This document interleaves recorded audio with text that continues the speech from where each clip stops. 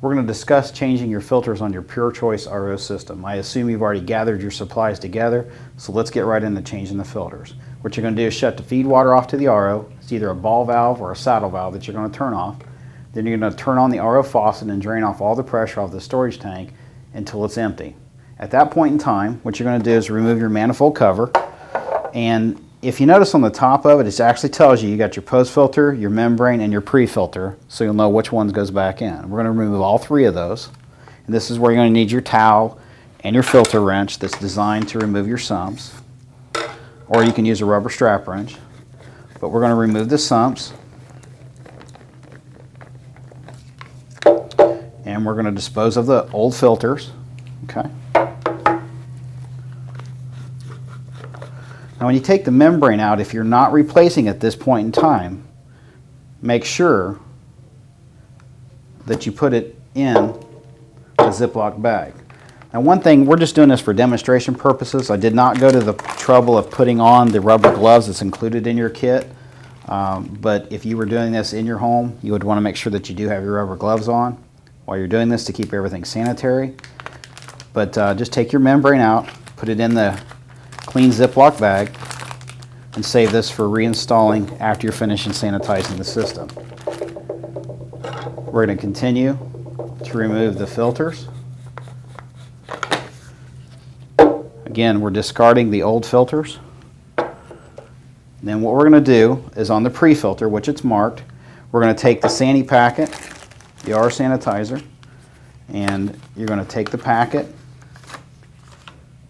tear open the packet, pour the solution into the sump, and then what I would recommend is putting a little bit of water in the sump so that you get the solution starting to mix. And then what you're going to do is reinstall the sumps. You're going to hand tighten these back down. They are an O-ring seal, so you want to make sure that when you tip the sumps up that you didn't knock the O-rings out, that they're still in place.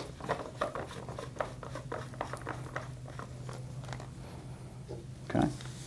Once you have all three sumps reinstalled with the filters and the membrane removed,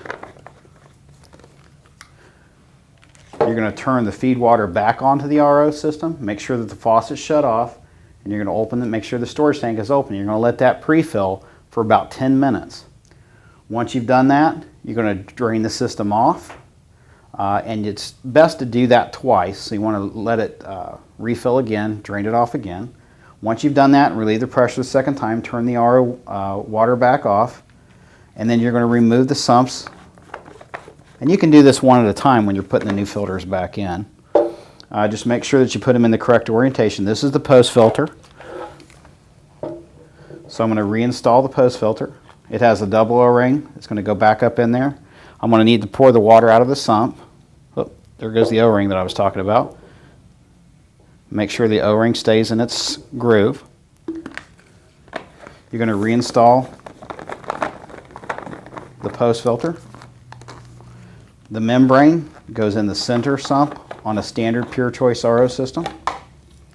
I'm going to remove it from the storage bag where we've kept it clean and wet. Again, it has a double O-ring.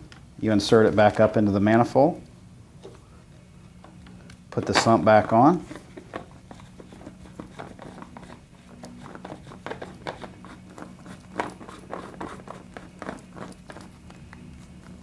You're going to remove the pre-filter element, canister, put the new element in, put your sump back on.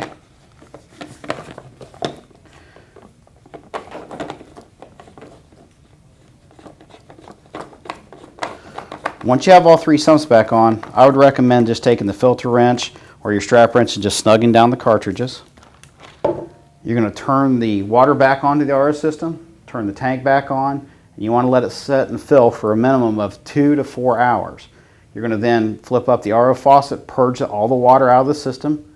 Once it's finished, shut the tank or the faucet back off, let it refill for another 2 to 4 hours, and purge it off again. After that, let it refill. You should have good RO water at that point in time. Then you can turn your ice maker back on if you do have it connected to an ice maker, and that should complete your filter change on your system.